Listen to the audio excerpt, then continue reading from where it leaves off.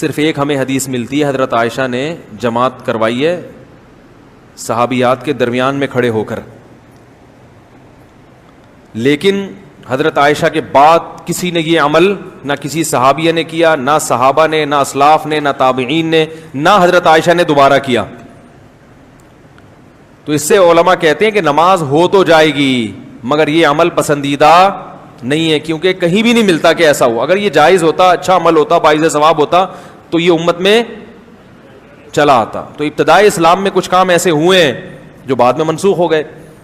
تو حرام ناجائز نہیں کہتے مگر مکروہ تنزیہی ہے, ناپسندیدہ ہے, اس کو پروموٹ نہیں کرنا چاہیے. اور یہ اس لیے ناپسندیدہ ہے کہ اسلام میں عورت کی امامت پسند نہیں ہے. اب کم از کم ویسے تو گھروں میں خواتین مردوں کی امامت کو مانتی نہیں ہیں, تو نماز میں ہی ان کو یہ سبق ملتا ہے کہ بھائی ہمیشہ مرد ہم سے آگے کھڑے ہوں گے, نماز ہم مرد کے پیچھے پڑھیں گے. تو نبی کے دور میں بھی ایسا ہوتا تھا, صحابیات یا تو گھر مسجد میں آ کے نبی کی امامت میں نماز پڑھتی یا گھر میں اخپل طریقے سے نماز پڑھتی تھی, جماعت نہیں کرواتی تھی.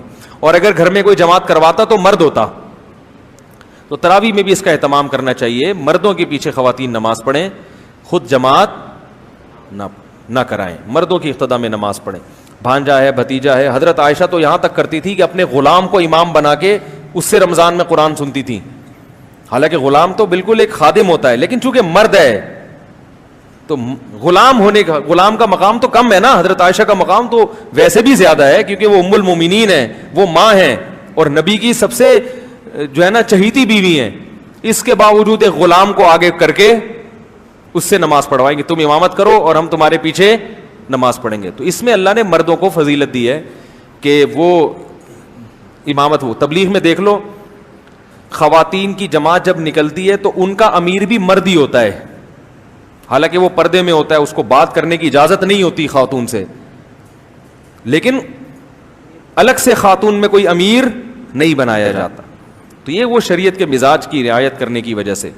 تو اس لیے جو ہے اس میں بھی اس کا خیال کیا کریں کہ جو حافظ خواتین ہیں وہ ویسے ہی دہرا لیں اپنا قرآن, یا اکیلے پڑھیں. تراویح جماعت کرنے کی کیا ضرورت ہے ان کو, تراویح اکیلے پڑھیں وہ اپنے اخپل طریقے سے.